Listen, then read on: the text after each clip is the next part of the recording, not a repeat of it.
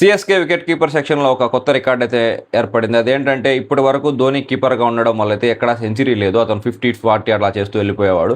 కానీ సంజు శాంసన్ ఓపెనర్‌గా రావడం వల్ల అయితే అతనైతే సెంచరీ చేయగలిగాడు. ఇది కూడా వచ్చేసి సీఎస్కేకి ఫస్ట్ సెంచరీ. సో ఇక్కడ ఈ సీజన్‌లో కూడా ఫస్ట్ సెంచరీ అయితే సీఎస్కే నుండే నమోదైంది. చాలా అద్భుతమైన ఇన్నింగ్స్ అయితే ఆడాడు సంజు శాంసన్. అతని గురించి ఎంత పొగిడినా తక్కువే. 52 బాల్స్‌లోనే 100 అయితే చేసుకున్నాడు. 100 తర్వాత కూడా మంచి స్ట్రైక్ రేట్ అయితే స్కోర్ చేశాడు. 200 దాటిందంటే సీఎస్కే సంజు శాంసన్ యొక్క ఆట ఈ మ్యాచ్‌లో. సంజు శాంసన్ ఎప్పుడైనా కానీ విమర్శలు ఎక్కువయ్యాయనుకోండి సెంచరీతో సమాధానం చెప్తాడు. ఇంటర్నేషనల్ క్రికెట్లో చాలా సార్లు అయితే చేశాడు. సో ఇక్కడ ఐపీఎల్లో కూడా అదే చేశాడు. ఎందుకంటే 3 మ్యాచ్ల్లో అయితే వరుసగా వైఫల్యమైన తర్వాత వచ్చేసి చాలా స్ట్రగుల్ ఫేస్ చేసి ఉంటాడు ఖచ్చితంగా. ఎందుకంటే సీఎస్కే చాలా నమ్మకాలు పెట్టుకొని ఇతనైతే తీసుకుంది. అక్కడైతే 3 మ్యాచ్లు ఫెయిల్ అయినప్పుడు కొంచెం ఇబ్బందిగానే ఉంటుంది. ముఖ్యంగా 3 మ్యాచ్లు కూడా సీఎస్కే అయితే ఓడిపోయింది. సో వాటన్నిటిని దాటుకొని సెంచరీ అయితే చేశాడు. అది కూడా చాలా అద్భుతమైన సెంచరీ చేశాడు. 52 బాల్స్లోనే సెంచరీ చేశాడు. ఇక్కడ చూసుకుంటే ఒక ఓపెనర్ అయినటువంటి గైక్వాడ్ నుంచి అంత పర్ఫార్మెన్స్ అయితే రావడం లేదు. ఓన్లీ సంజు శాంసన్ ఈ మ్యాచ్లో ఆడడం వల్లే వాళ్ళైతే 200 స్కోర్ అయితే చేయగలిగారు. తర్వాత వచ్చిన ఆయుష్ మాత్రే కూడా చాలా మంచిగా ఆడాడు. అతనైతే రిటైర్డ్ అవుట్ చేశారు. కానీ తర్వాత వచ్చేసి శివం దూబేని తీసుకురావడానికి అతన్ని రిటైర్డ్ అవుట్ చేయకున్నా కానీ ఏం పెద్ద ఫరక్ ఏం పడదు. కానీ అక్కడ వచ్చేసి వాళ్ళు తప్పుడు నిర్ణయం చేశారు. అప్పటి వరకు చాలా అద్భుతమైన ఇన్నింగ్స్ ఆడాడు ఆయుష్ మాత్రే. సో అక్కడి నుంచి అతన్ని రిటైర్డ్ అవుట్ చేయడం అంటే అతని యొక్క కాన్ఫిడెన్స్ మీద దెబ్బ పడ్డమే. ఎందుకంటే అతను ఏమంత చెత్తగా ఏం ఆడలేదు. 36 బాల్స్లో 59 రన్స్ అయితే చేశాడు. ఇతన్ని రిటైర్డ్ అవుట్ చేయాల్సిన అవసరం ఏం లేదు. వీళ్ళు వచ్చేసి బిగ్ బాష్ నుంచి తర్వాత వచ్చేసి వేరే లీగుల నుంచి ఇక్కడ రెఫరెన్స్ తీసుకున్నట్టున్నారు. చండాలంగా అయితే ప్రవర్తించారు. అక్కడ దూబే వచ్చి 10 బాల్ 20 కొట్టాడు. ఇతను ఉన్నాయి కానీ ఇంకొక 5 రన్లే ఉన్న తక్కువ కొడతాడు ఆయుష్ మాత్రే. సో ఇంత మంచి ఇన్నింగ్స్ ఆడిన తర్వాత అతన్ని అలా రిటైర్ అవుట్ చేయడం అంటే అతని కాన్ఫిడెన్స్ దెబ్బతీయడమే ముఖ్యంగా చూసుకుంటే. నెక్స్ట్ ఆయుష్ మాత్రే సంజు శాంసన్ కారణంగానే సీఎస్కే అయితే 200+ స్కోర్ అయితే చేయగలిగింది. ఇక్కడ చూసుకుంటే బౌలర్లు పెద్దగా ప్రభావం చూపలేకపోయారు ఢిల్లీ నుంచి. ఓన్లీ అక్షర్ పటేల్ మాత్రమే ఒక వికెట్ అయితే తీయగలిగాడు. అది వచ్చేసి గైక్వాడ్ది. తర్వాత వచ్చేసి వికెట్లు ఏం పడలేదు. సో ఓవరాల్గా చెన్నై నుంచి అయితే గుడ్ పర్ఫార్మెన్స్. మ్యాచ్ జరిగిన విధానాన్ని అనేది ఒకసారి చూసుకుందాం.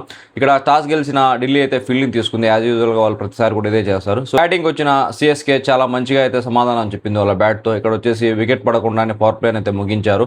ఫస్ట్ టైం వికెట్ పడకుండా ఇక్కడ పవర్ ప్లేని ముగించడం అనేది. తర్వాత వచ్చేసి గైక్వాడ్ అవుట్ అయిన తర్వాత వచ్చినటువంటి ఆయుష్ మాత్రే చాలా మంచి ఇన్నింగ్స్ అయితే ఆడాడు. ఎక్కడ చూసినా కానీ అతను తప్పుడు షాట్లు ఆడాలంటే ఏం లేకుండా ఒక సమయంలో స్కోర్ తక్కువ ఉన్నప్పుడు ఎక్సలరేట్ చేయాల్సిన టైంలో ఖచ్చితంగా 6లు కొడుతూ మంచిగా అయితే ఇన్నింగ్స్ని బిల్డ్ చేసుకున్నాడు. ఈవెన్ అతను 50 కూడా చాలా త్వరగానే ఇతనైతే నెమ్మదిగా ఆడుతున్నట్టు అనిపించి ఇతన్ని రిటైర్డ్ అవుట్ చేశారు సీఎస్కే మేనేజ్మెంట్. కానీ ఇక్కడ చూసుకుంటే దూబే 10 బాల్స్లో 20 రన్స్ అయితే చేశాడు. అతను కూడా ఏం గొప్పగా ఏం ఆడలేదు. సో ఇక్కడ ఆ 10 బాల్స్ ఆయుష్ మాత్రే ఫేస్ చేసి ఉంటే కాదంటే ఒక 15 రన్స్ అయితే చేస్తాడు అనుకుందాం. 5 రన్స్ కదా ఫరక్ పడేది. కానీ ఇక్కడ అలా ఒక ప్లేయర్ని చేయడం అంటే ఇబ్బందికరంగా ఉంటుంది. సో ఆయుష్ మాత్రం నెక్స్ట్ మ్యాచ్ ఆడేటప్పుడు దీన్ని అయితే మనసులో పెట్టుకుంటాడు. సో దాన్ని బట్టి అతను ఫెయిల్ అయ్యే ఛాన్స్ కూడా ఉంటుంది. ఎందుకంటే అగ్రెసివ్నెస్ ఎక్కువైపోయి తొందరగా వికెట్ ఇచ్చే ఛాన్స్ కూడా ఉంటుంది. ఢిల్లీ బౌలర్లో ఓన్లీ అక్షర్ పటేల్ మాత్రమే వికెట్ తీయగలిగాడు. తర్వాత వచ్చిన ఏ బౌలర్లో కూడా వికెట్లు అయితే తీయలేదు. ముఖ్యంగా స్కోర్ కూడా ఎక్కువైతే సమర్పించుకున్నారు. చేజింగ్కి వచ్చిన ఢిల్లీకి అయితే మంచి ఆర్మం లభించింది. ఇక్కడ చూసుకుంటే పతుర్ నిషన్కా రాహుల్ బాగానే ఆడారు. కానీ రాహుల్ త్వరగా అవుట్ అయిపోవడం వల్ల అయితే వికెట్ల పతనం స్టార్ట్ అయిపోయింది. తర్వాత వచ్చిన బ్యాట్స్మెన్స్ ఎవరు పెద్దగా కుదురుకోలేదు. ఓన్లీ స్టబ్స్ ఒక్కడే ఎక్కువసేపు అయితే నిలబడ్డాడు. కానీ ఇక్కడ చూసుకుంటే స్టబ్స్ ఇంటర్నేషనల్లో కానీ ఐపీఎల్లో కానీ ఎప్పుడైనా ఒక మంచి ఇన్నింగ్స్ ఆడాలనుకోండి అక్కడ వచ్చేసి ఖచ్చితంగా అతని టీం అయితే ఓడిపోతుంది. కావాలంటే మీరు ఎక్కడైనా చూసుకోండి. ఎప్పుడైనా స్టబ్స్ వచ్చేసి ఒక 30 రన్స్ 50 రన్స్ అలా చేసాడు అనుకోండి ఖచ్చితంగా ఆ టీం అయితే ఓడిపోతుంది. అక్కడ ఎక్కడ కూడా ఆ టీం గెలిచేదానికైతే అతని స్కోర్ అయితే ఉపయోగపడవు. నిన్న కూడా అదే జరిగింది. స్టబ్ 6 కొట్టినా కానీ సీఎస్కే గెలిచింది. దానికి కారణం ఏంటంటే సీఎస్కే చాలా అద్భుతమైన బౌలింగ్ చేసింది. ఈవెన్ లాస్ట్ ఓవర్లో అయితే మంచిగా బౌలింగ్ చేసి వాళ్ళు ఈ మ్యాచ్ అయితే గెలుచుకున్నారు. ఇక్కడ చూసుకుంటే ఓవర్ 10 ఫస్ట్ 3 మ్యాచ్ల్లో బ్యాట్తో రాణించాడు. ఈ మ్యాచ్లో వచ్చేసి బాల్తో రాణించాడు.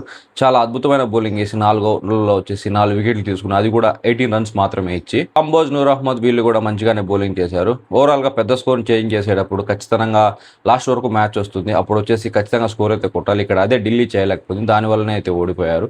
ఇక్కడ వచ్చేసి టాప్ పర్ఫార్మెన్స్ ఢిల్లీ నుంచి స్టబ్స్, తర్వాత పతుర్ నిషన్కా.